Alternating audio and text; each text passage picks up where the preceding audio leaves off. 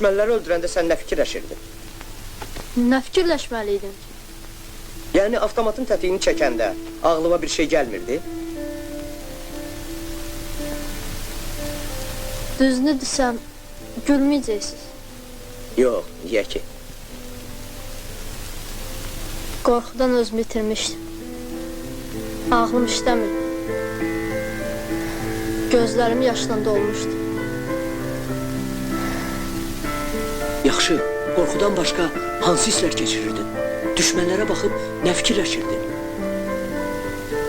Düşmənlərə nifrətlə baxırdım.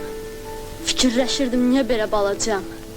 Torpaqlarımızda meydan sulayan ermənilərə niyə gücüm çatmır? Bəs sonra? Sonra Cəfər pəzəvəngi söydü. Əclaflar onu öldürdülər.